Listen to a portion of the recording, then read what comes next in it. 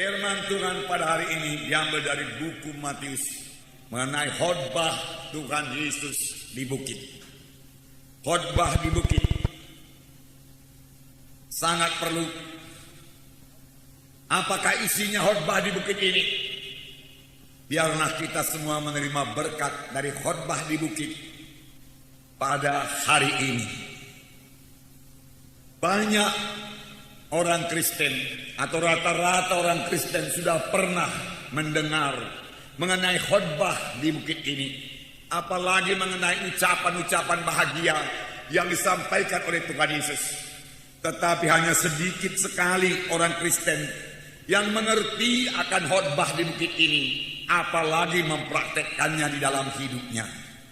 Dan kalau kita menuruti firman Tuhan yang dikhotbahkan Tuhan tersebut, maka hidup kita akan lain daripada orang dunia ini.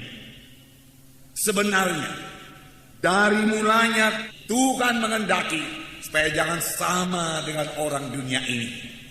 Harus ada perbedaan antara umat Tuhan dengan orang dunia ini.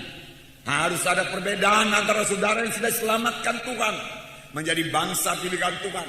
Karena saudara bangsa pilihan Tuhan, imamat yang berkerajaan, saudaralah anggota tubuh Kristus, bukan sekedar anggota gereja saja. Tuhan minta supaya saudara lain daripada orang dunia ini. Dalam Imamat 18 ayat 1 sampai 5, dari mulanya Tuhan berkata, janganlah engkau serupa dengan orang Mesir, janganlah engkau serupa dengan orang Kanaan. Saya membacakan Imamat pasal 18 ayat 1 sampai 5. Tuhan berfirman kepada Musa, berbicaralah kepada orang Israel. Katakanlah kepada mereka, akulah Tuhan Allahmu. Janganlah kamu berbuat seperti yang diperbuat orang di tanah Mesir, di mana kamu diam dahulu. Dan janganlah kamu berbuat seperti yang diperbuat orang di tanah Kanaan, kemana aku membawa kamu. Janganlah kamu hidup menurut kebiasaan mereka. Kamu harus lakukan peraturanku dan harus berpegang pada ketetapanku. Dengan hidup menurut semuanya itu, akulah Tuhan Allahmu. Sesungguhnya kamu harus berpegang pada ketetapanku dan peraturanku. Orang yang melakukannya akan hidup karenanya. Akulah Tuhan. Tuhan memperingatkan bangsa Israel supaya mereka hidup suci, tidak sama dengan bangsa-bangsa yang lain, karena mereka adalah bangsa pilihan Tuhan. Akulah Tuhan Allahmu, memberi perintah kepadamu pada hari ini supaya engkau jangan sama dengan mereka itu. Engkau harus berbeda, karena engkau milikku, bangsa pilihanku, Tuhan berkata. Dan sepanjang bangsa Israel melakukan apa yang dikatakan oleh Tuhan ini, maka hidupnya sangat keberkatan. Mereka tidak bisa dikalahkan oleh bangsa lain. Mereka hidup berkemenangan. Bahkan sebaliknya mereka lah yang menguasai bangsa-bangsa yang lain. Tetapi pada waktu bangsa Israel lupa bahwasanya dirinya adalah umat pilihan Tuhan, bangsa pilihan Tuhan, dan mulai mengikuti adat istiadat bangsa lain, bahkan menyembah ilah-ilah yang lain, itulah mereka mulai dikuasai oleh bangsa lain, dijajah oleh bangsa lain, bahkan dibawa tertawan ke negeri bangsa lain tersebut.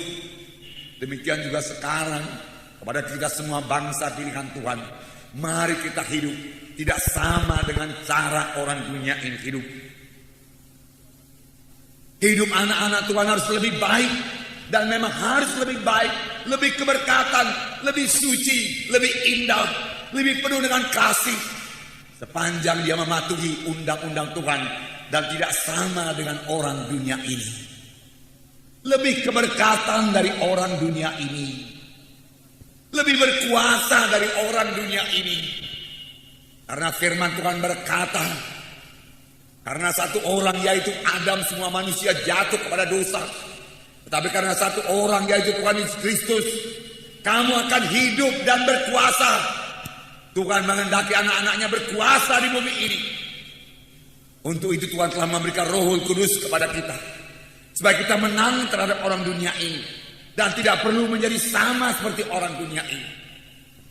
Namun bangsa Israel, bangsa pilihan Tuhan, yang dikehendaki Tuhan dari mulanya lain daripada orang dunia ini, selalu lupa akan jati dirinya.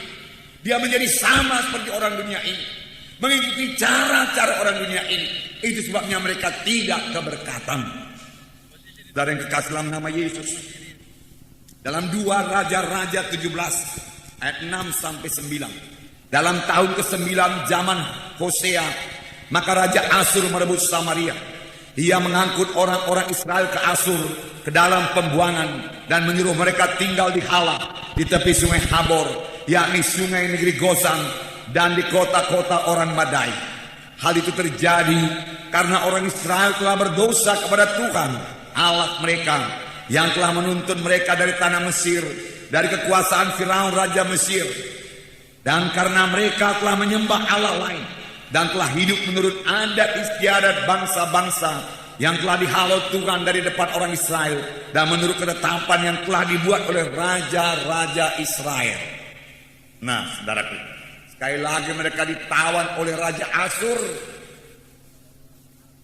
diperhamba oleh Raja Asyur, dibawa oleh Raja Asyur ke negerinya.